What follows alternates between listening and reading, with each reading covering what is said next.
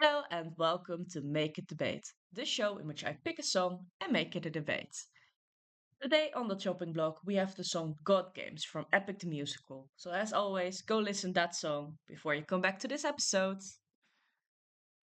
So this song starts off by Athena going to her father Zeus and asking him for help with setting Odysseus free from Calypso's island where he's trapped.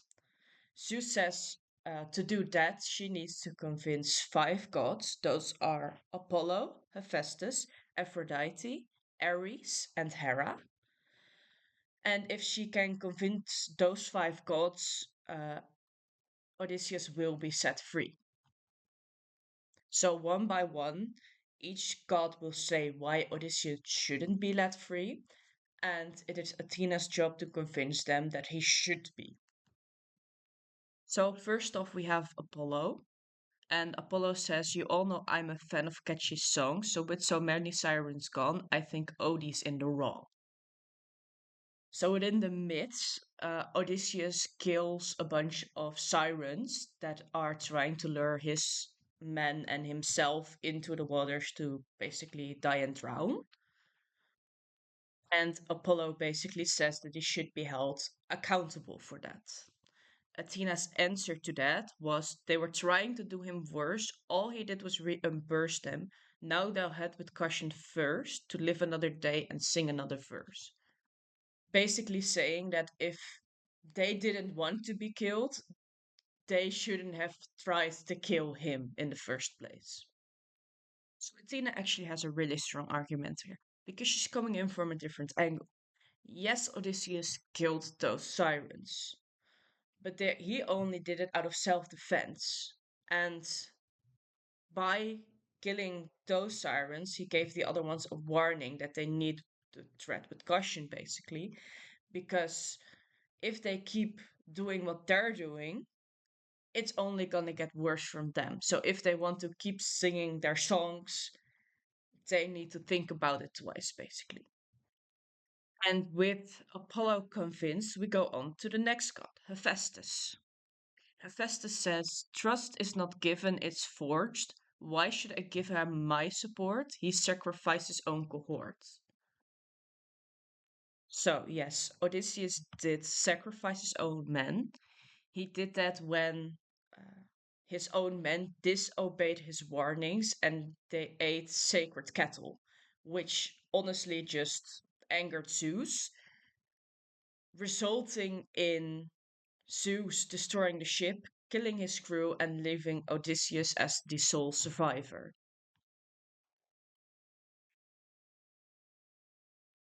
Athena then answers to that by saying, "Did you forget they failed to listen? He was betrayed and then imprisoned, but if you make the right decision, he can still build a future with those who miss him."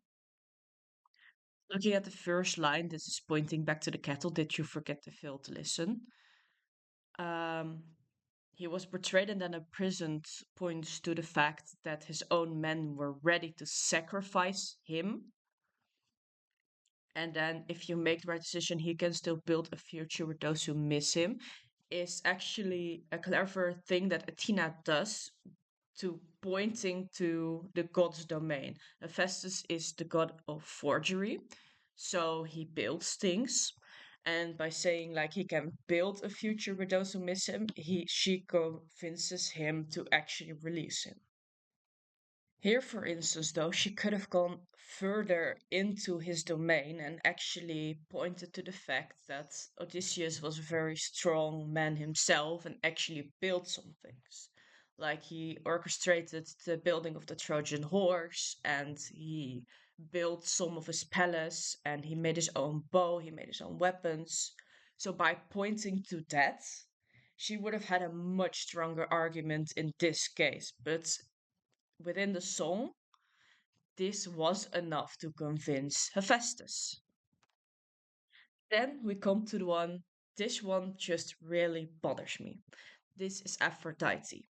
Aphrodite says, "Your little high and mighty Odysseus claims to love his mother, but let her die of a broken heart." To which Athena answers, "He was busy fighting."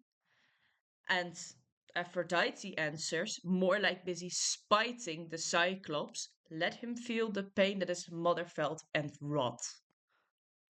So, what really bothers me about this little bit is that Athena didn't even bring up an argument. She just said he was busy fighting.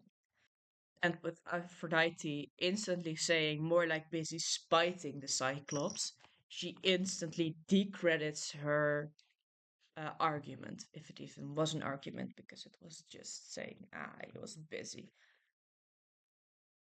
So, looking at Aphrodite's arguments, she says, claims to love his mother but let her die of a broken heart.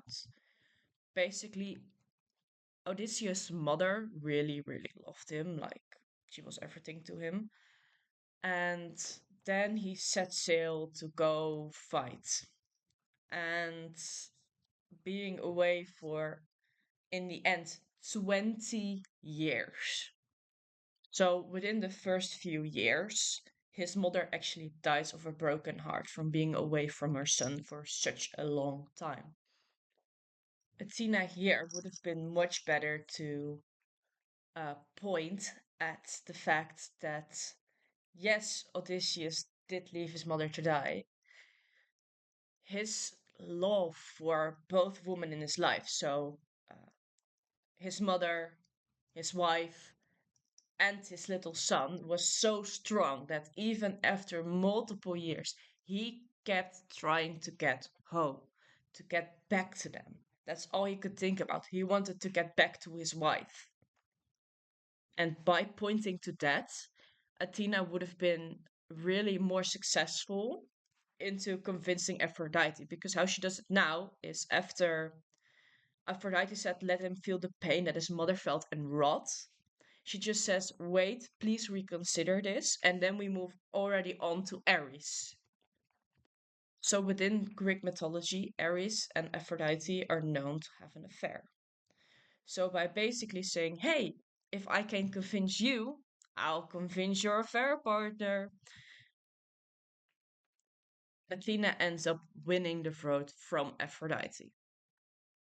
Ares has some of the most direct arguments, but they may not be entirely fit for debate.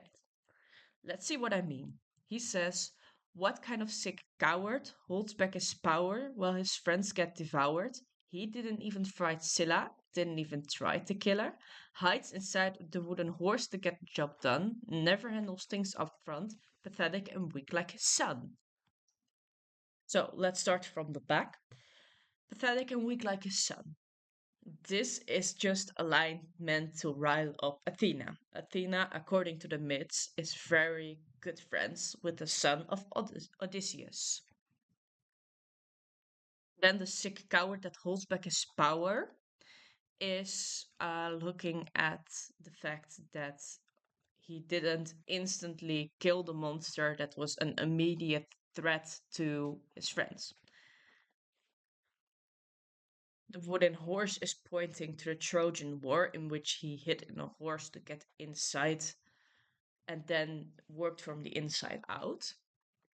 So, looking at the line, he didn't even fight Scylla, is pointing to the fact that when he sailed past the monster Scylla, he had 6 men light up 6 torches to make sure that they were the only visible ones on the ship.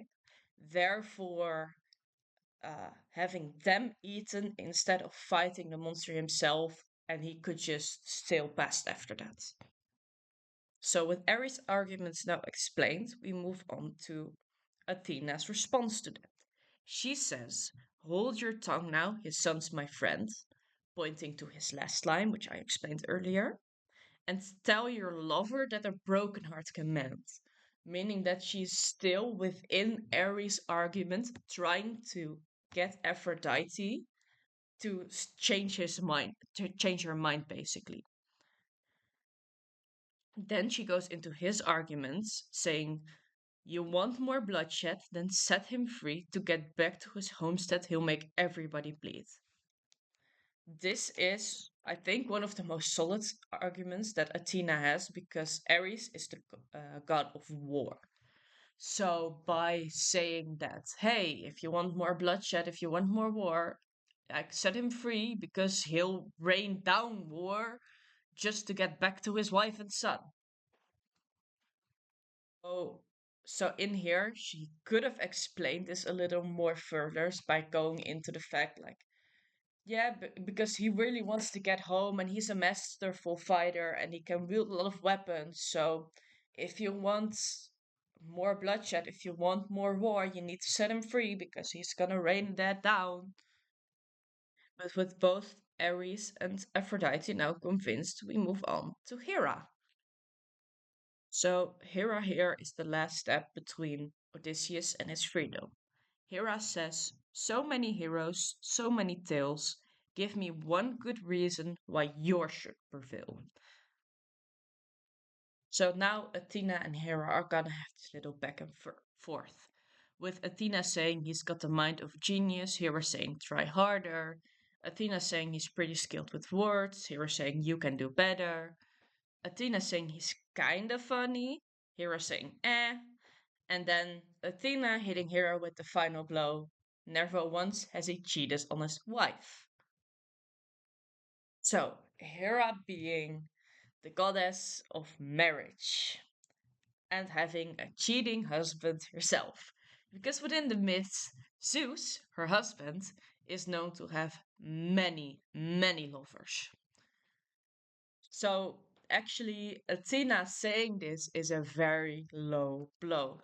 Yet I still think it would be one of the best arguments she could make because it is well in Hera's domain, and it is true that the love Odysseus holds for his wife is very big, meaning that even on Calypso's island, where Calypso is cursed to fall in love with anyone stepping foot on her island, he still didn't cheat, even with her throwing herself at them. So while this is a low blow, I think she could have gone into this from a better angle by first explaining the lore of the island, then giving the situation, so didn't cheat, and then going into most men in that case would. So this is why he is better. So with Hera now convinced that Odysseus should be let free, Athena goes up to Zeus and she says, I've played your game and won, release him. To which Zeus says, you dare to defy me, to make me feel shame. No one beats me, no one wins my game. Basically, he's saying that she was fighting a losing game to begin with. Athena then starts pleading after she was hit with a lightning bolt to please let Odysseus go, in which Zeus eventually complies. And that is the end of the song. So, are we ready to see the final debate?